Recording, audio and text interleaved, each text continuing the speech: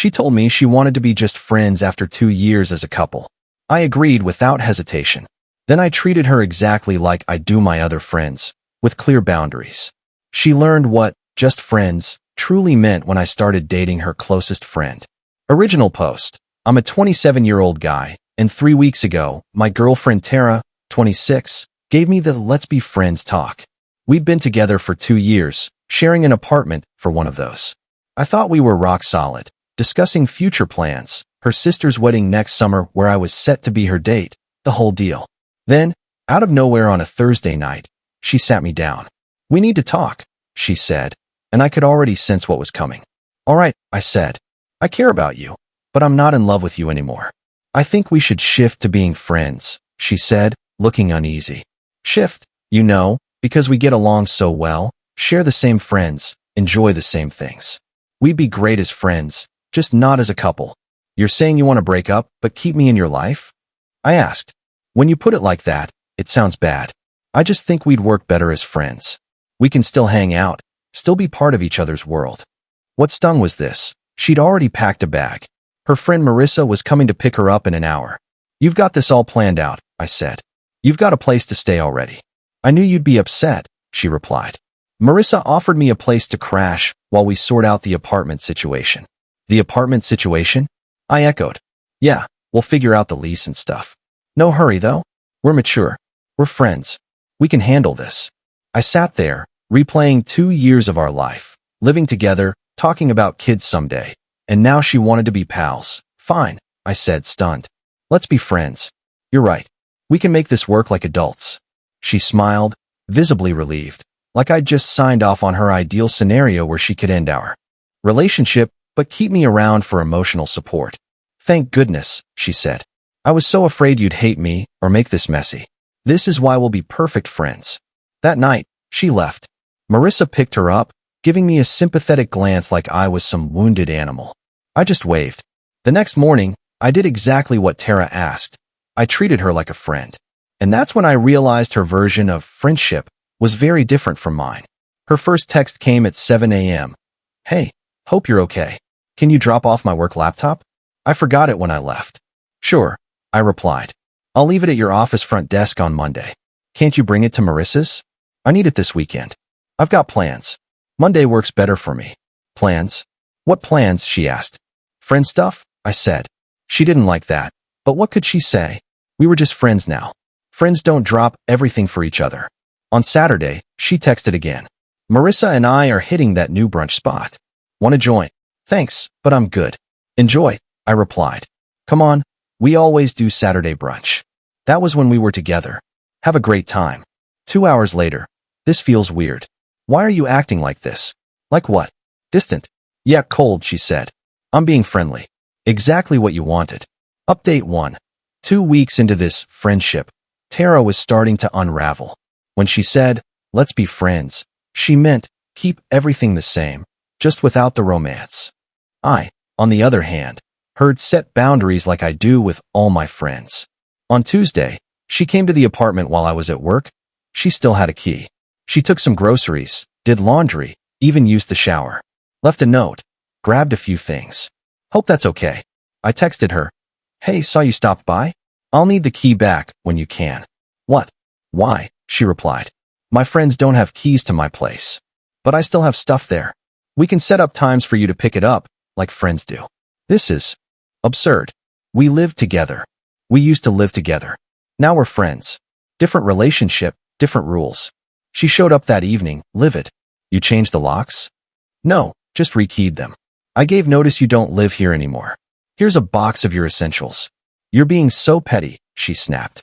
Petty? I'm treating you like I treat my friends. None of them have keys to my apartment. But I'm not just any friend. According to you, that's exactly what you are. Her entitlement started to show. She expected to stay my emergency contact, keep using my Netflix, have access to my Amazon Prime. Nope. But the real drama hit that weekend at our friend group's game night. I arrived alone. She showed up with some guy named Connor. This is Connor, she announced loudly. We met at yoga. Connor seemed decent, clearly there to make me jealous. I shook his hand, welcomed him, and then crushed everyone at code names while acting like they were just another pair at the party. Midway through, Tara cornered me in the kitchen. You don't even care that I brought someone else. Why would I? We're friends. Friends date people. You're not even a little jealous? Are you jealous when your other friends date? I asked. That's different, she said, but couldn't explain why.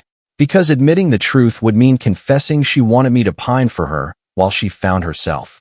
Here's where it gets interesting. Marissa was extra chatty that night, laughing at my jokes, brushing my arm. I wasn't trying to spark anything, just being myself without Tara's shadow. The next morning, Tara texted, "What was that with you and Marissa?" What was what? You know, the flirting. We were just talking. Friends talk. She's my best friend. And I'm your friend too, right? Friends can be friends with each other's friends.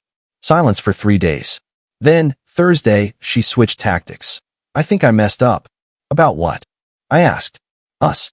Maybe we should talk. Sure, what's up? In person, over dinner at our old spot. I've got plans, but I can do coffee Saturday afternoon if you want to chat. Plans with who? Does it matter? Friends don't owe each other their schedules. Is it Marissa? Coffee Saturday or not? This isn't how friends behave. This is exactly how friends behave. You're thinking of boyfriends. Easy mix-up. Update 2. 3 weeks in, Tara's find herself journey was falling apart. Connor from yoga ditched her after 2 dates. He wasn't into being a rebound. Meanwhile, I was thriving as a single guy with solid boundaries. Then Marissa made a move. She texted me Thursday night. Hey, I've got an extra ticket to a comedy show Saturday. Want to come? To be clear, I hadn't pursued Marissa or even seen her that way until she showed interest. But she was fun, attractive, and straightforward. No games, no vague transitions. Sure, sounds great, I replied. Fair warning, she said. Tara's acting weird about us hanging out. Noted. Still in if you are. Absolutely. Pick me up at 7. Saturday arrived. I dressed up, feeling good. First real date in 2 years. As I headed out, my phone blew up. Tara, are you kidding me right now? About what? Marissa told me you're taking her out. She invited me to a comedy show. You can't date my best friend. Why not? We're both single. It's girl code. She can't date my ex. I thought I was your friend, not your ex. You know what I mean. I really don't. Friends don't get to control who their friends date. She called 17 times. I silenced my phone. The date with Marissa was amazing. She was hilarious, something I hadn't noticed when she was just Tara's sidekick. We talked about everything except Tara, until the end. Marissa said, Tara's freaking out. She called me crying, saying I betrayed her. How do you feel about that? I asked. Honestly, she's been a terrible friend lately. It's all about her journey and her growth. Last week, she straight up told me keeping you as a friend was her backup plan in case she didn't find someone better. That's when I realized you deserved better, and maybe I wanted a chance with you. We shared a simple goodnight kiss. Nothing big, just a sweet first date moment. I didn't post about it, didn't tell anyone, but somehow Tara found out. Sunday at 6 a.m., she was banging on my door. Open up. I know you're there. I opened it. It's 6 a.m., Tara. I don't care. We need to talk now. About what? You kissed her. My best friend. And she looked awful. Hair messy, eyes puffy, still in Friday's clothes. You're doing this to hurt me. I'm living my life. You're the one who ended things. I said friends. Not that you could date my friends. You said you needed to find yourself. I'm letting you, while I move forward. With Marissa? She's single. I'm single. We like each other. That's how dating works. She tried to push past me into the apartment. I stopped her. You don't live here anymore. I have stuff inside. Then schedule a time to get it, like we agreed. You're being cruel. I'm setting boundaries. There's a difference. That's when her entitlement went into overdrive. She started a smear campaign, calling mutual friends, claiming I was dating Marissa to get revenge, manipulating the situation to hurt her. Some friends bought it, most didn't. Our friend Jake called. Tara's saying you're only with Marissa to spite her. Did she mention she dumped me to find herself, but wanted me to stay her emotional safety net? I asked. She skipped that part. Convenient. But Tara wasn't done.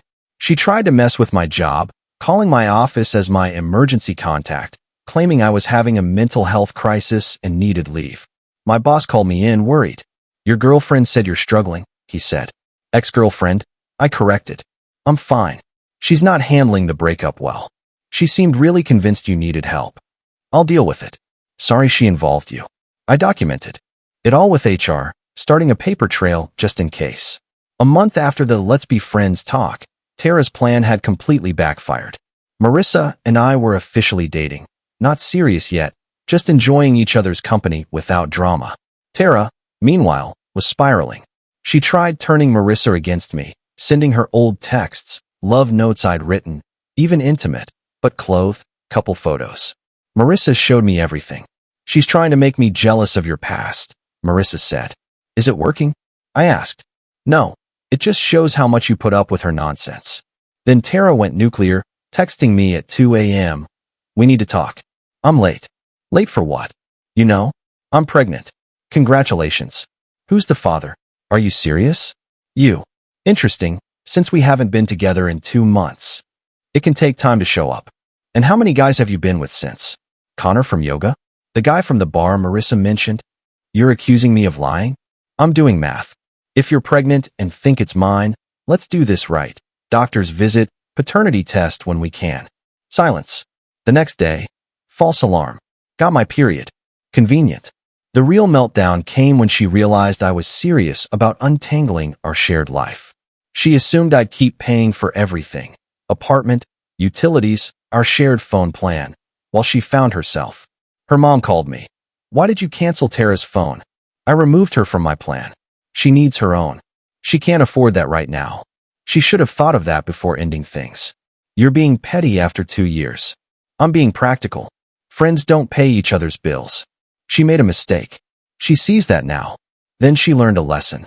The peak of her entitlement hit when she heard Marissa and I were planning a weekend trip to the same beach town where Tara and I went for our anniversary. She sent a massive text about how I was erasing our memories and disrespecting our past by taking her best friend to our place. It's a public beach, I replied. You don't own it. You know what you're doing. Yeah, taking my girlfriend on a trip. She's not your girlfriend. She's my friend. She cut you off after you tried to guilt her for being happy. Tara's biggest mistake came next. She showed up at Marissa's workplace, causing a scene. Security escorted her out. Marissa's boss was not happy. Marissa called me, rattled. She's lost it. Screamed that I stole her life. Want to file a restraining order? I asked. I might have to. This is crazy. Final update. The restraining order was Tara's wake-up call, along with getting fired from her job for missing too many days during her meltdowns. Turns out, finding yourself is tough when you're also stalking your ex and his new girlfriend. Mutual friends say she moved back with her parents and is in court-mandated therapy after the work incident. She's blocked by both Marissa and me on everything. Connor from yoga is dating someone new and posts about it constantly. Tara's working part-time at a bookstore now, apparently. Her entitlement never fully faded, though. She sent one last email before I blocked that too. I hope you're satisfied. You got everything you wanted. You turned my best friend against me, made me look insane, ruined my life. All because you couldn't handle being friends. I tried to let you down gently, to keep you in my life because I cared. But you had to be spiteful. You had to win. Congrats. You and Marissa deserve each other. I didn't reply. What was there to say? In her mind, she's the victim of some grand revenge scheme, not someone facing the consequences of her own actions. The truth? I didn't orchestrate any of this. When she said, let's be friends, I took her at face value. I treated her like a friend, with boundaries, respect, and distance. The fact that she couldn't handle it revealed what she really wanted. Me to pine, to beg, to wait while she explored other options, keeping me as her emotional fallback. When I didn't play along, when I treated her like a friend and moved on, her plan fell apart. Marissa and I are still together, and it's good, drama-free, honest, mature. We laugh sometimes about the wild way we got together, but mostly we just enjoy each other. Dating someone who knows what they want is refreshing.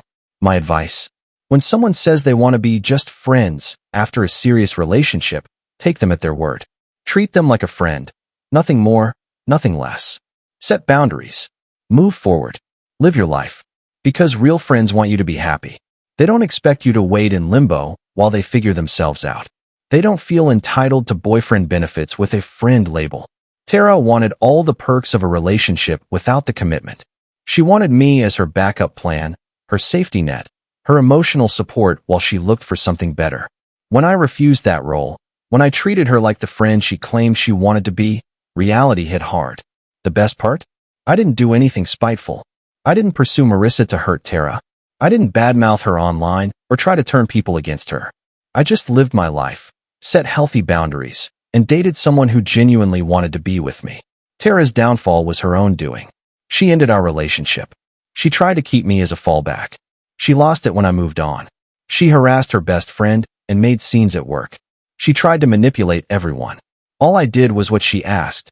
I treated her like a friend. Turns out, that was the harshest thing I could have done, not because I meant it to be, but because it forced her to face the reality of her choice. When you break up with someone but expect them to stay devoted, actual friendship feels like a slap in the face. But it's not. It's just friendship, the exact thing she said she wanted. Funny how that works.